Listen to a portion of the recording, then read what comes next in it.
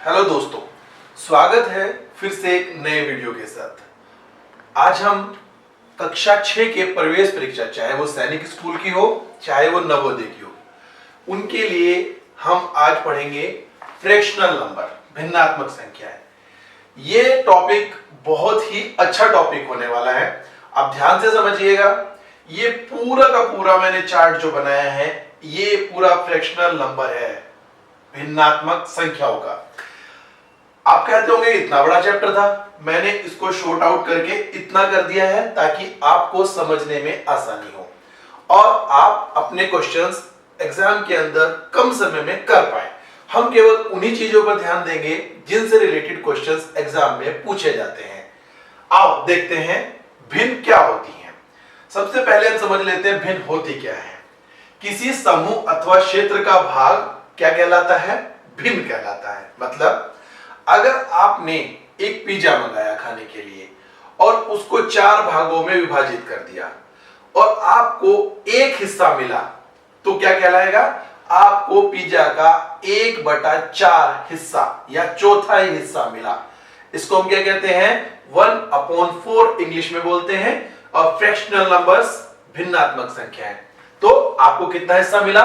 1/4 of one pizza you have get. That means कि अगर किसी भी क्षेत्र और समूह का मतलब कि अगर 16 पक्षी थे और उनमें से 4 पक्षी उड़ गए तो इसका मतलब 1/4 पक्षी उड़ गए। किसी भी संख्या का कोई भी एक पार्ट उसका भिन्न कहलाता है।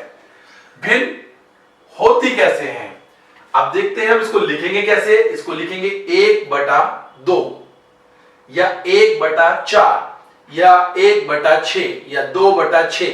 इस तरीके से हम लिखेंगे तो जो ऊपर का अंक होगा उसे बोलेंगे अंश। अंश इंग्लिश में न्यूमरेटर बोलेंगे। क्या बोलेंगे? न्यूमरेटर। और जो नीचे का अंक होगा उसको बोलेंगे हर। हर मतलब डिनोमिनेटर। यानी कि भिन्न जो होगी वो 2 संख्याओं से मिलकर बनी होगी। एक होगा अंश और एक होगा हर। ये दोनों की दोनों संख्याएं मिलकर भिन्न बनाती हैं। अब देखते हैं हम भिन्न 2 तरीके से लिखी जा सकती हैं। कैसे? एक होती है उचित भिन्न। उचित भिन्न का मतलब है कि जिस संख्या के अंदर अंश का अंक या संख्या छोटी होगी वो उचित भिन्न होगी। जैसे 3/4, 3/4 या 3/4। इंग्लिश में इसको कैसे बोलते हैं? 3/4 या 3/4। हिंदी में क्या बोलते हैं? 3/4। इसी तरीके से 7/9। 7 छोटी संख्या है और 9 बड़ी संख्या है। यानी कि 7 अंश है और 9 हर है। इसका मतलब ये कैसी संख्या है? उचित भिन्न है। अगर हम बात करेंगे विषम भिन्न की, विषम भिन्न कौन सी होगी? जिसमें अंश का अंक या संख्या हर के अंक या संख्या से बड़ा होगा। जैसे मैं लिख देता हूं 31/9। ये क्या है? ये विषम भिन्न है जिसके अंदर आपका अंश बड़ा है और हर छोटा है। अब हम इसी को विषम भिन्न को मिश्रित भिन्न में भी बदल सकते हैं, लिख सकते हैं। कैसे? 9 को 31 से भाग कीजिए, क्या आएगा? 9 तिया 27 और कितना बचेगा? 4/9। 3 इसमें पूर्ण संख्या है और 4/9 क्या है? भिन्न है। क्या हुआ ये? भिन्न। ये कहलाएगी मिश्रित संख्या। 3 + 4/9 इसको इंग्लिश में बोलेंगे और 3 सही 4/9 हिंदी में बोलेंगे। तो आपने जब पढ़ेंगे इसको तो 3 सही 4/9 या 3 + 4/9, that means this is called the mixed fraction. Mix मतलब जिसमें एक होल नंबर हो और एक फ्रैक्शन हो। फ्रैक्शन एक्चुअली ऑलवेज 1 का पार्ट होता है। यानी कि फ्रैक्शन को हम ये मान के चलते हैं कि वो किसी एक का भाग है, यानी कि 1 से छोटा है। तो भिन्न क्या होगी? 4/9 और 3 क्या होगी इसके अंदर? पूर्ण संख्या। लेकिन अगर हम इन दोनों को मिला दें तो कैसे लिखेंगे? मिलाने के लिए अगर वापस लाना है, जो पूर्ण संख्या होगी और जो उसका हर होगा उसमें क्या जोड़ देंगे? अंश, और बटे में क्या लिखेंगे? 9। तो ये संख्या क्या बन जाएगी? वापस विषम भिन्न बन जाएगी। तो ऐसे हम मिश्र भिन्न को विषम भिन्न में बदल सकते हैं और विषम भिन्न को मिश्र भिन्न में बदल सकते हैं। तो आपने समझा उचित भिन्न और विषम भिन्न क्या होती हैं। मिश्रित भिन्न भी आपको समझ में आ गया होगा। जब हम प्रश्न करेंगे तब आपको ये अच्छे से समझ में आएगा। अगर मैं विषम भिन्न को मिश्रित भिन्न में बदलता हूं तो कैसे करेंगे? हम सिंपल भाग करेंगे। जो भागफल आएगा यहां लिखेंगे, जो शेषफल आएगा यहां लिखेंगे और भाजक जो होगा वो नीचे लिखेंगे। तो ये क्या बन जाएगी? मिश्रित भिन्न। भिन्न के साथ साथ अगर हम भिन्नों का रूप बदलना चाहें, रूप मतलब हम किसी भी भिन्न को दूसरे रूप में लिखना चाहते हैं, तो वो कैसे हो सकता है? हम किसी भी भिन्न को, जैसे भिन्न थी 1/2, अगर मैं इसमें ऊपर भी 2 से गुणा कर दूं और नीचे भी 2 से गुणा कर दूं तो ये कितना हो जाएगा? 2/4। तो इसका मतलब 2/4 और जो पहले भिन्न थी वो कितनी थी? 1/2। तो 1/2 और 2/4 ये दोनों क्या कहलाएंगी? तुल्य भिन्न, इक्विवेलेंट फ्रैक्शन। मतलब इन दोनों भिन्नों का मान हमेशा समान होगा। इसका मतलब कि भिन्न कई रूपों में लिखी जा सकती है। एक ही भिन्न को आप दूसरे रूप में भी लिख सकते हैं, उसका मान नहीं बदलेगा, वो समान रहेगा। इसका मतलब अगर मैं इसको लिखना चाहूं, अगर मैं इसमें 4 की गुणा कर देता हूं तो कितना हो जाता है? 8, और नीचे भी 4 की गुणा कर देता हूं तो कितना हो जाता है? 16। इसका मतलब 8/16 भी 1/2 के बराबर है, यानी कि 1/2 is equal to 8/16। अगर मैं कहूं कि किसी भिन्न का सरलतम रूप लिखना है तो सरलतम रूप क्या होगा? हम कोई भी इक्विवेलेंट फ्रैक्शन या तुल्य भिन्न ले सकते हैं, जो उसका सरलतम रूप होगा वो ही उसका सिंपलेस्ट फॉर्म कहलाएगा। कैसे? जैसे हमने लिखा 8/16। अगर इसका सरलतम रूप लिखना है तो इसके अंश और हर दोनों का कोई भी गुणनखंड समान नहीं होना चाहिए। गुणनखंड क्या होता है ये हम आगे कक्षाओं में पढ़ेंगे, लेकिन आप ये मान लीजिए कि इनमें एक दूसरे का भाग नहीं आना चाहिए। अगर मैं इसका सरलतम रूप लिखूंगा तो कितना होगा? 1/2। वो क्यों? क्योंकि मैं इसे 8 से भाग कर दूंगा। तो 8 से 8 को भाग करेंगे 1 और 16 को 8 से भाग करेंगे कितना आएगा? 2। ये क्या है? इनका सरलतम रूप, यानी कि इसमें अंश और हर अभाज्य संख्या हैं, जो हम पहले संख्या पद्धति में पढ़ के आए हैं।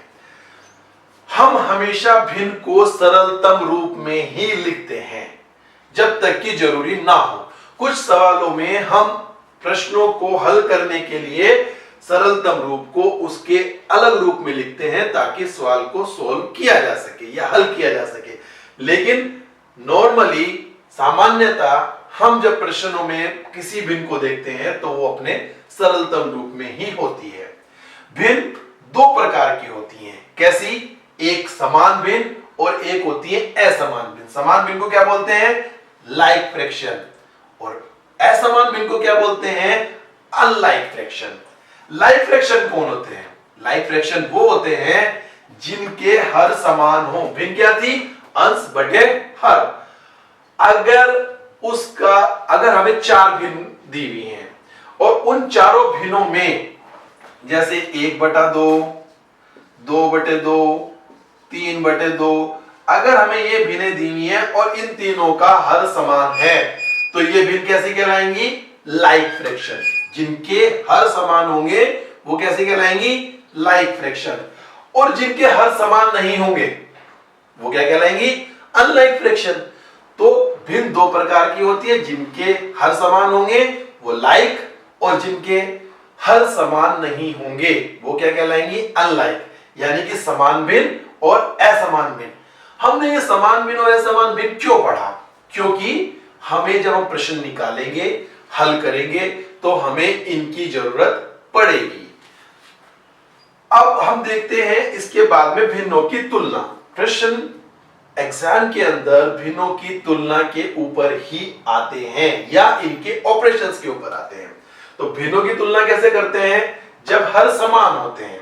अगर कोई हमें दिया गया है कि 1/7, 2/7, 3/7 और 4/7, कहा जाता है कि इनमें से सबसे छोटी भिन्न ज्ञात कीजिए। यदि हर समान है तो जिसका अंश छोटा होगा वो संख्या हमेशा कैसी होगी? छोटी होगी। यानी कि 1/7 कितनी है? सबसे छोटी संख्या है। और 4/7 कितनी संख्या है? सबसे बड़ी संख्या है। तो अगर हमारे हर समान हैं तो अंश देखकर हम बता सकते हैं कि कौन सी भिन्न छोटी होगी या कौन सी भिन्न बड़ी होगी। इनको हम आरोही और अवरोही क्रम में लिख सकते हैं। आरोही मतलब असेंडिंग ऑर्डर और अवरोही मतलब डिसेंडिंग ऑर्डर। तो क्वेश्चन अगर असेंडिंग ऑर्डर डिसेंडिंग ऑर्डर पर आता है, आरोही या अवरोही क्रम पर आता है, तो उसको हम हर अगर समान है तो अंश देखकर एकदम सीधा सीधा लिख सकते हैं। कुछ प्रश्नों में अगर अंश समान होता है और हर क्या होते हैं? डिफरेंट होते हैं। जैसे हमें लिखा है 1/5, 1/6, 1/7। अब अगर अंश समान है और हर डिफरेंट है तो क्या होगा? जो नियम हमने हर समान होने पे लगाया था उसका उल्टा नियम अंश समान होने पर लगाएंगे। यानी कि जिसका हर बड़ा होगा वो सबसे छोटी भिन्न होगी और जिसका हर सबसे छोटा होगा वो सबसे बड़ी भिन्न होगी। आसान है भिन्नों की तुलना। अगर हर समान है तब ऐसे करेंगे, अंश समान है तब ऐसे करेंगे। लेकिन अगर अंश और हर दोनों ही भिन्न हैं तब हम क्या करेंगे? सबसे बड़ा प्रश्न है कि अंश और हर दोनों अलग अलग हैं, अब हमें तुलना करनी है तो कैसे करेंगे? हमारे पास हमने देखा था कि हम किसी भी संख्या के हर को पहले बराबर करेंगे। जैसे 3/4, 2/3, 5/7। हम क्या करेंगे? सबसे पहले इनके हरों को समान करेंगे और उसके बाद हम यही समान हर वाला फार्मूला लगाकर उन प्रश्नों की तुलना कर सकते हैं। या इस तरह के प्रश्नों को हम तब भी कर सकते हैं जब हमें महत्तम समापवर्तक और लघुत्तम समापवर्तक के बारे में जानकारी हो। आने वाले चैप्टर्स में हम जब लेसेपे और मैसेपे पढ़ेंगे तब हम इस तरह के क्वेश्चंस को भी हल कर सकते हैं। अगर आपको वो तरीका नहीं आता तो आप इनके हर को समान कर लीजिए और अंश से ज्ञात कर लीजिए कि इनका आंसर कैसे आप निकाल सकते हैं। अब आते हैं जो क्वेश्चंस नेक्स्ट आएगा वो आएगा संक्रियाओं के ऊपर। भिन्नों की संक्रियाएं। आपको अच्छे से पता है कि संक्रियाएं 4 तरह की होती हैं: जोड़, घटाव, गुणा और भाग। जोड़ को कैसे करना है? अगर आपके प्रश्न में 2 भिन्न दी गई हैं उनको जोड़ना है तो कैसे जोड़ेंगे? अगर लाइक भिन्न है, लाइक मतलब आपकी समान भिन्न है, जैसे 1/2 प्लस 3/2, तो इसको कैसे हल करेंगे? इसमें हर समान है तो हर को नीचे लिखेंगे और अंशों को जोड़ देंगे तो कितना हो जाएगा? 4/2। आसान है। यही नियम घटाव पर भी लागू होता है। अगर आपके हर समान है और बीच में आपका घटाव का चिन्ह है, जैसे 3/2 माइनस 1/2, तो आपका हर समान था, 2 लिखा, 3 में से 1 घटाया, 2/2। इसका मतलब आपने अंशों को घटा दिया। जोड़ और घटाव के नियम बिल्कुल समान हैं। आप अगर हर समान है तो उनको अंशों को जोड़ कर सकते हैं और अंशों को घटाव करके घटाव कर सकते हैं, तो आपका जोड़ और घटाव आ जाएगा। यदि आपके हर समान नहीं है तब आप कैसे करेंगे? सबसे पहले आप हर को समान कीजिए, उसके बाद आते हैं गुणा के ऊपर। गुणा में क्या करना है? अगर 2 आपको भिन्नों की गुणा करनी है तो क्या करेंगे? अंशों की अंश से गुणा कर दीजिए और हर की हर से गुणा कर दीजिए, यानी कि 3 गुणा 1 और 3/16 आपका उत्तर आ जाएगा। अगर आपको भाग करनी है तो भाग करने के लिए तो और भी आसान है। कैसे करेंगे देखिए मैं बताता हूं। अगर आपका 1/2 भाग 3/4 था तो पहले क्या कीजिए, भाग के चिन्ह को गुणा में बदल लीजिए और जो बाद वाली भिन्न है इसके अंश को हर बना दीजिए और हर को अंश बना दीजिए। 4/3। अब ये प्रश्न बन गया गुणा का, जो आपको आता है। तो क्या करना है, अंशों की गुणा कर दीजिए 1 × 4 और हर की गुणा कर दीजिए 2 × 3 यानी कि 4/6। तो जोड़ घटाव गुणा भाग आप भिन्न की बहुत आसानी से कर सकते हैं। आपने समझ लिया भिन्न किसे कहते हैं, उचित भिन्न क्या होती है, विषम भिन्न क्या होती है, मिश्रित भिन्न क्या होती है, आपका तुल्य भिन्न क्या होती है, सरलतम रूप भिन्नों का क्या होता है। ये सब समझने के बाद आपको प्रश्न आएंगे भिन्नों की तुलना पर, आरोही क्रम अवरोही क्रम, छोटी भिन्न बड़ी भिन्न, मतलब इंग्लिश में बोलेंगे असेंडिंग ऑर्डर, डिसेंडिंग ऑर्डर और स्मॉल फ्रैक्शन लार्ज। तो आप यहां पर कर सकते हैं।